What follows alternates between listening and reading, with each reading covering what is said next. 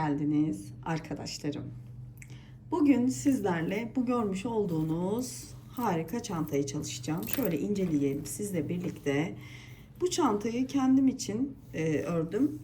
Şu ihtiyacım olduğu için hem böyle spor şık hem de böyle modası hiç geçmeyecek bir parça yapmak istedim ve sade, düz ama şık bir bence tasarım oldu. Şimdi bakın şöyle inceleyelim. Dibinde taban kullandım. Ve taban kullanırken bakın şimdi göreceksiniz ilerleyen dakikalarda. Tekniği görüyorsunuz. Delikler kesinlikle görünmüyor ve çok profesyonel bir görüntü oldu. Ben de ilk kez çalıştım. Bunu da zaten sizinle paylaşıyor olacağım. Şöyle deri taban kullandım ama hani ben deri tabanı bulamıyorum diyorsanız sayfamda dikdörtgen taban yapımı var. O dikdörtgen tabanı istediğiniz ölçüde yapıp üstüne keçeyle kalınlaştırıp o şekilde kaldığınız yerden mesela dikdörtgen tabanın üzerinden sık iğne dönerek çantayı yapabilirsiniz. Ben bu şekilde kullanmak istedim. Yukarı kadar gördüğünüz gibi sık iğne ve şurada büzgü askımız var. Dediğim gibi bunları ben yapıyorum ama hazırları satılıyor. Alamıyorum diyorsanız da ipten zincir yaparak buralarından geçirebilirsiniz askı yaparak. Şu şekilde içine astar çalıştım. Astarı da bakın büzgüyü geçirdikten sonra üst kısmına doğru diktim ki büzgü görünmesin ve şöyle kendi yaptığım yine çıt çıtlarımla ki bunlar da zaten artık benzerleri satılıyor. Çantamı süsledim. Burada çoğu bazı malzemeleri kendim yapıyorum arkadaşlar. Hani soran arkadaşlarım nereden aldınız diye. Şöyle yan tarafında bakın şöyle bir kısa askımız bir de çapraz askımız bulunuyor. Çantam için 500 gram kağıt ip kullandım. Hasır rengi diye geçiyor. Ama siz istediğiniz renkten yapabilirsiniz. Rafyayla da çalışabilirsiniz. Önemli olan burada çantadaki fikri almak, kendinize uyarlamak.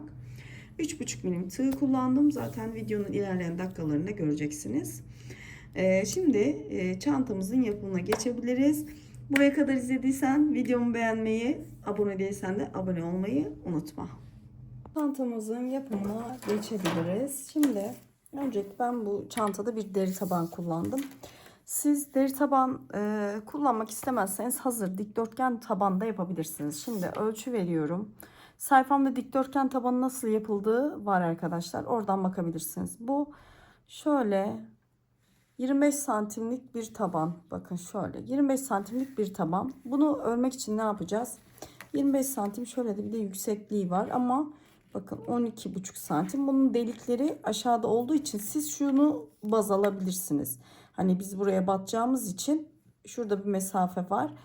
10 santimlik bir taban örebilirsiniz. Bakın 25 santime 10 santimlik bir taban örebilirsiniz. Bunu nasıl yapıyoruz? 25 santimlik bir taban için genellikle mesela ben 15 santim bir zincir çekerim. Bakın şöyle ölçelim. 15 santimlik bir zincir çekerim. Kenarlardan da 5'er santim 5'er santim genişleme payı bırakırım. Ördükçe zaten 25 santime denk gelene kadar dikdörtgen tabanımı büyütürüm. Dediğim gibi dikdörtgen taban yapımı sayfamda var. Eğer hazır kullanmıyorsanız o şekilde de yapabilirsiniz. Şimdi burada 3,5 milim tığ kullanacağım ama şu deliklerden geçirirken 3,25 milim tığ kullanacağım. Şöyle çile olarak kağıt ip alıyorum arkadaşlar. Çanta bitiminde videonun başında büyük ihtimal zaten göreceksiniz. Çantayı tartıyorum. Ona göre ne kadar ip kullandığımı size söylüyorum. Şimdi şöyle ipimizi alıyoruz. Tabanımız size bakacak şekilde şu yan kısımlardan şöyle bakın ipi alıyoruz. Şöyle bunu sonra düğümleyebilirsiniz. Biraz uzunca bırakın. Ve şöyle hafif uzatıp diğer deliğe geçiyorsunuz. İlmeği alıyoruz ve ilmek kaydırma yapıyoruz. Bakın tığdaki ilmeğin içinden ilmeği geçiriyoruz. Biraz şöyle ilmeğinizi uzatın. Çünkü benimkinin delikleri biraz aralıklı. Sizdeki o kadar olmayabilir. Diğer deliğe batıyorum. İlmeğimi alıyorum. Bakın şöyle diğer tığdaki ilmeğin içinden geçiriyorum. Hemen diğer deliğe ilmeğimi alıyorum. Tığımdaki deliğin içinden ilmeğimi geçiriyorum. Bu şekilde bütün deliklerin içinden böyle dolaşıyoruz. Bu ilmeği geçiriyoruz. Hepsinin içine bu işlemi yapıp şurada birleşim noktasında tekrar örmeye devam edeceğiz. Sonuncu boşluğa kadar geldik. Şimdi bu boşluğa da şöyle batıyorum. Şimdi önce şu ipi şuradan biraz kesiyorum. Çıkarttım. Bakın. Şuradan ipi dolayacağım. Şöyle tekrar buradan önce şuradan alıyorum. Şu delikten de zaten aşağı doğru çekeceğim bunu. Sonra bunları sabitleyeceğim. Bakın şöyle kilitledim. Burada maksat güzel orayı kamufle etmek. Şimdi ipimi alıyorum tekrar. Bakın. Şimdi şu orta kısımdan tığımı alıyorum. Şuradan ipimi alıyorum. Ve sık iğne yapıyorum. Bakın. Şimdi burada değişik bir taban yöntemi. Bakın ikisinden de tığımı geçirdim. İpimi aldım ve sık iğnemi bu iplerin üzerine yapıyorum. Şimdi buraları ben 3'er tane sık iğne yapmayı düşünüyorum. 2 bakın ve 3. 3 tane yaptım. Hemen yanındaki bu ipi de yürütüyorum. Hemen yanındaki bakın altından doğru ipimi geçirdim. Tekrar sık iğnemi yapıyorum. Bir tane daha.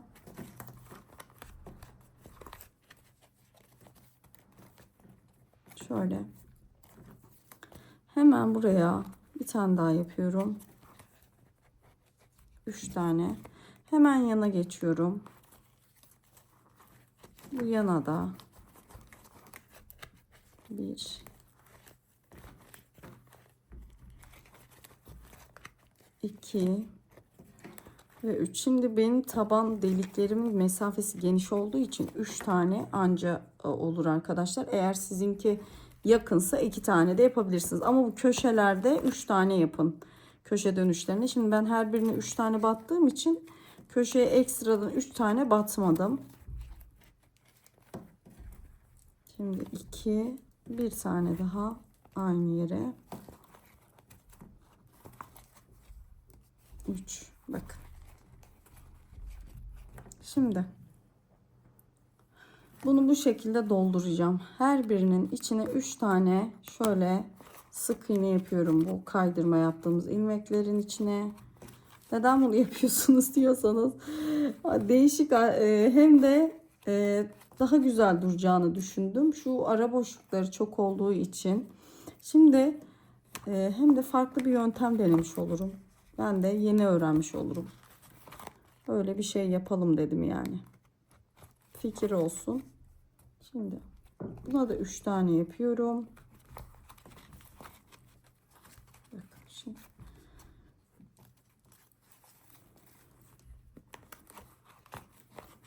Bir, iki,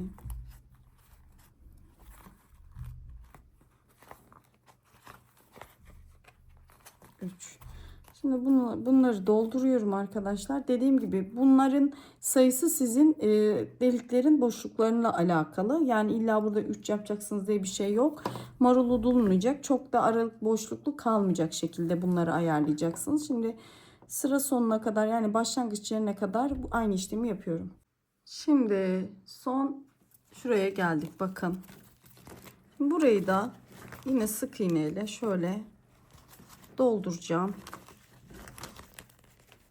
Şimdi artık birleşim noktası olmayacak. Hani spiral halde yani dönerek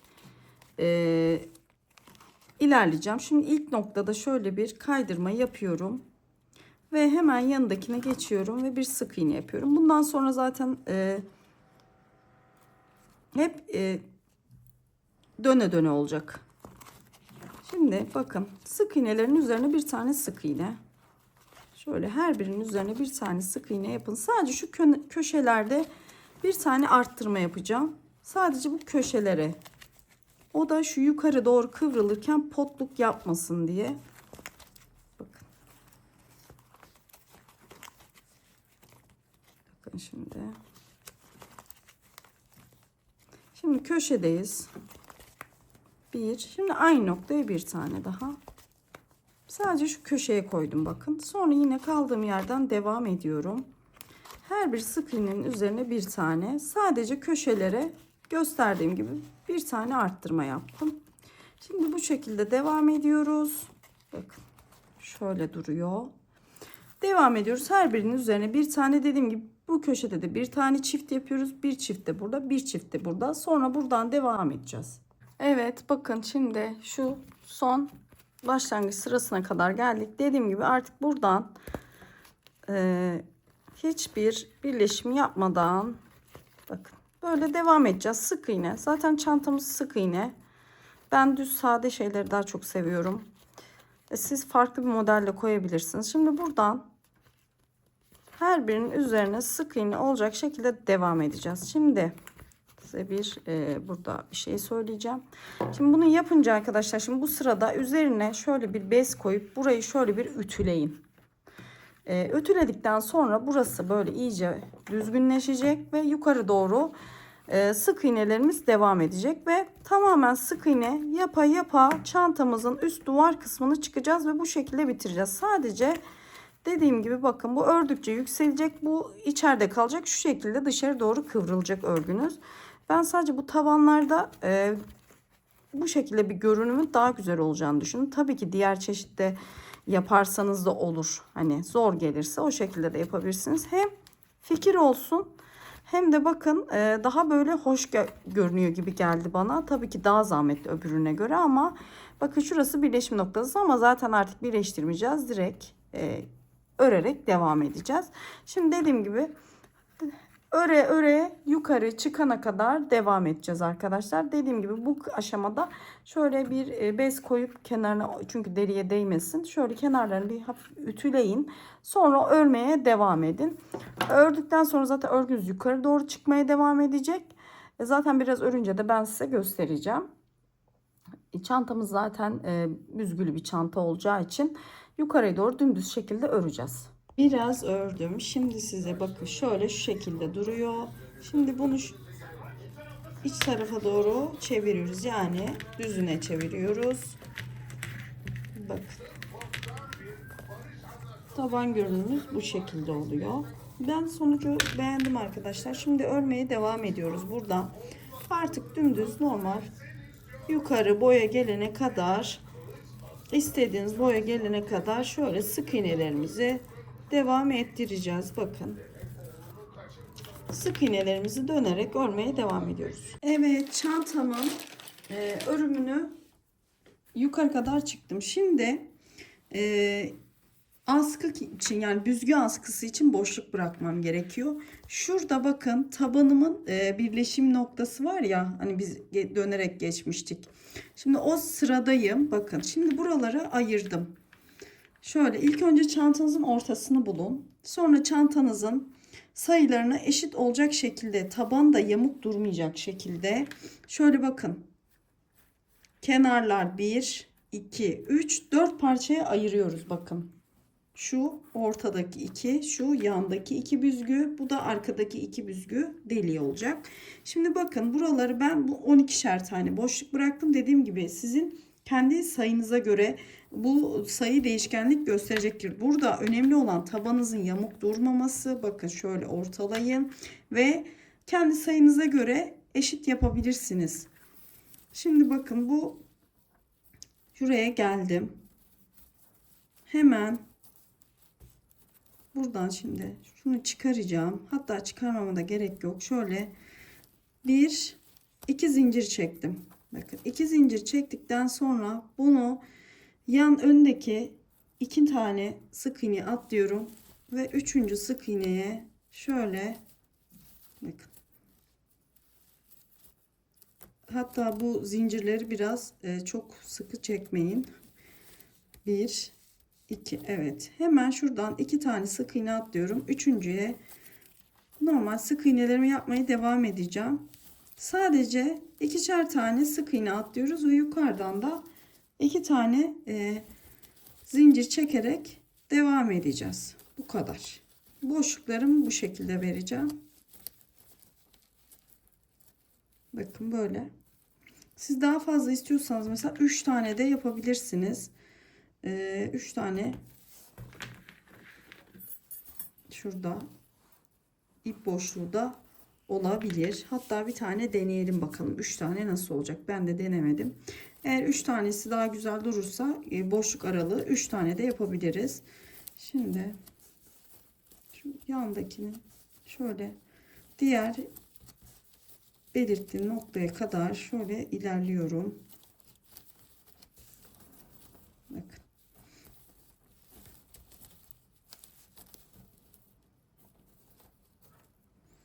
Şimdi bakın bu ortada. Hemen 1 2 3 tane çekeyim bu sefer. 1 2 3 şöyle 3 tane nasıl olur diye bir düşündüm ama 2 tane bence yeterli arkadaşlar. 2 tane şöyle 1 2 tane yeterli. 2 tane zincir çekiyoruz. Sonra devam ediyoruz yine sık iğneleri yapmaya. Şimdi bu şekilde bütün belirteçleri koyduğum yeri şöyle aynı şekilde boşluklarımızı verip sonra 1-2 sırada sık iğne döneceğiz. Ondan sonra çantamızı bitirmiş olacağız. En sonuncuyu da üstünden geçtim. Şimdi tekrar ikinci sıraya geldim. Burada yaptığımız zincirlerin üzerine sık iğne yapacağız. Bakın boşluğa geldik. Boşluğa içine hemen 2 tane sık iğne yapıyoruz. 2 zincir çekmiştik. 2 tane sık iğne ile devam ediyoruz. Buradan geri kalan sık iğnelerin üzerinden yine sık iğne yaparak tamamlayacağız. Şimdi şöyle bakın. Devam ediyorum. Her birinin bakın devam ettikçe şu 2 tane çekmiş olduğumuz zincirin üzerine boşluğa geliyoruz. 2 sık iğne yapıyoruz. Burada hepsinin üzerinden dolanıp geliyoruz. Bakın 4 sıra ördüm. 4 sıra bakın bu boşluklardan yukarı doğru 4 sıra ördüm. Şimdi ilmek kaydırma yapacağım. Şöyle çantamın yan kenarına geldim. İlmek kaydırma yapacağım. Tığımı batırıyorum. İlmeği alıyorum. Tığımdaki ilmeğin içinden geçiriyorum. Batırıyorum. Sık iğnenin tepesine alıyorum ilmeği ve tığımdaki ilmekten geçiriyorum. Bakın. Bunu ben çoğu çantamda kullanırım. Oldukça güzel bir görünümü var ve ağzının esnememesini sağlar çantalarınızın. Uzun süre kullanım içinde yani kullanınca biliyorsunuz esneme olabilir. Ama bunu yaparsanız esneme olmaz. Bakın. Bu kısmı da yan kısmı bırakıyoruz. Şimdi bütün sık iğnelerin tepesine ilmek kaydırma yapıyoruz. Ve burada başlangıçta ilmek kaydırmaya başladığımız yere kadar aynı işlemi tekrarlıyoruz. Başlangıç noktasına geldim. Şimdi şöyle ipimi kesiyorum. Buradan bakın ipimi çıkarıyorum. Şimdi birleştirmedeyiz. Şurada bakın sıradaki şöyle göstereyim. Şurada bakın önde gelen şöyle başak modelin tığınızı arkasından doğru dolandırıyorsunuz. İpi alıyoruz ve arkaya doğru çekiyoruz. Bakın. Şimdi bu ipin çıkış noktası burası. Buraya da yine arkadan doğru tığınızı batırın. İpin çıkış noktasına bak şurada bunu arkadan doğru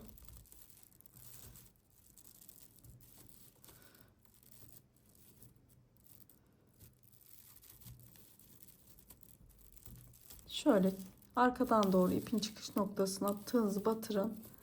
Şöyle bu ipi buradan geriye çekin. Bakın şöyle. Şimdi ipi yürüttükten sonra kesiyoruz ve ütü yapıyoruz. Evet, çantamın yapımı bitti. Şu şekilde ütümü yaptım. Dediğim gibi bittikten sonra ütümüzü yapıyoruz. Sonra ben kendim yaptığım bir büzgü aparatını taktım. Siz hazırları da var. Satın alabilirsiniz. Bunları ben kendim yaptım. Bunu da taktıktan sonra astarımı bakın. Büzgüyü taktıktan sonra astarımı büzgünün üzerinden doğru diktim. Büzgü içeriden görünmüyor. Ve şöyle bakın, yan D halkalardan taktım. Bunlar da her yerde satılıyor artık. Şöyle iki tarafına bunları diktim. Ve askılarımı monte ettim. Ben hem bir kısa askı hem de bir yan çapraz askı tercih ettim. Tamamen size kalmış. Şöyle çıt çıtlarım var. Bunları da kendim yapıyorum ama hazırları şu an her yerde satılıyor. Bakın şöyle, taban zaten harika oldu. Umarım beğenmişsinizdir. Yapacak olan arkadaşlarıma şimdiden kolay gelsin diyorum. Videomu beğenip abone olmayı unutmayın. Bir dahaki videolarda görüşmek üzere. Hoşça kalın değerli takipçilerim.